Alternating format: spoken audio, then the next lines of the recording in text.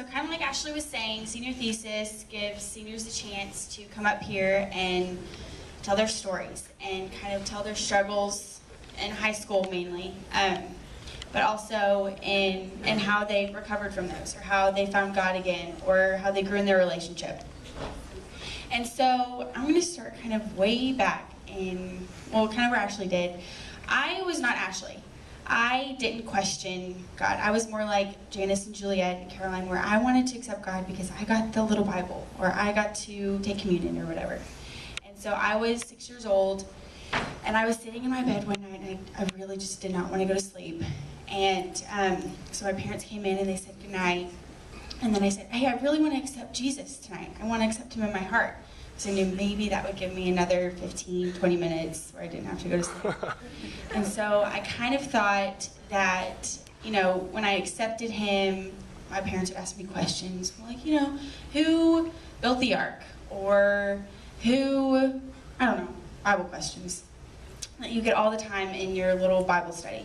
And so, but they really talked to me and they said, no, it's more than that. Jesus, when you accept him, a part of him, it's called the Holy Spirit, will come and live inside of your heart. And so then I knew, oh, this is kind of a big deal.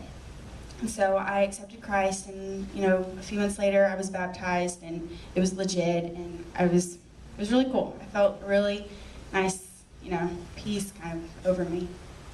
And then, so then I struggled a lot through my life. I struggled with friends. And let me prepare you now, last week in middle school I said best friend maybe like 50 times. So if I say it a lot, just know that I had a lot of best friends at different times.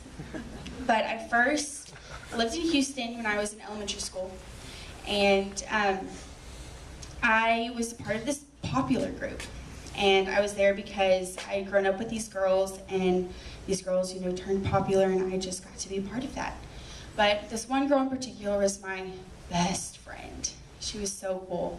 She, we did Girl Scouts together and stuff, but she wasn't very nice to me. I thought that she was really neat and really cool, but she didn't treat me right.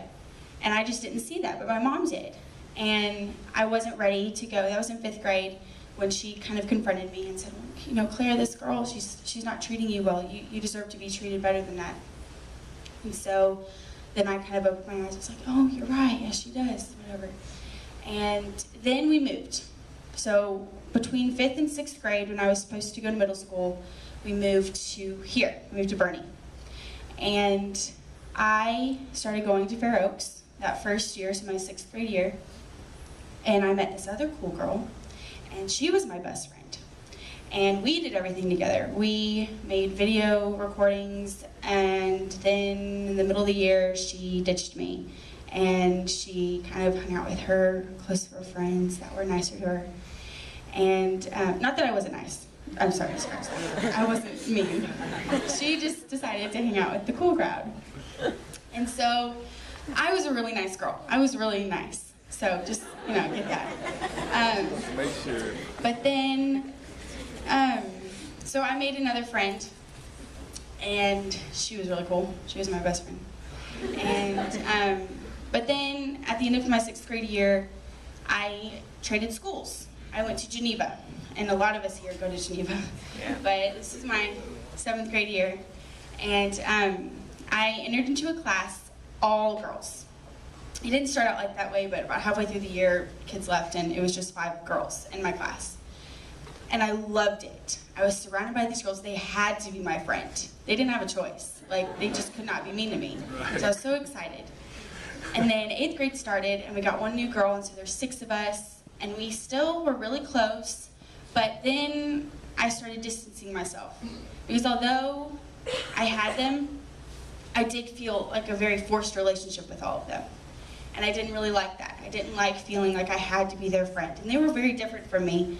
And I didn't have one good friend in that class at the end of my 8th grade year. And after my 8th grade year, our school's kind of wacky. So after 8th grade, there wasn't a 9th, there wasn't a high school. And so the grade behind me, they were gonna be the first, you know, class to start the 9th grade, start the 10th grade. And I wanted to be a part of that. So I did a really weird thing, and I stayed back a grade so that I could be a part of this class.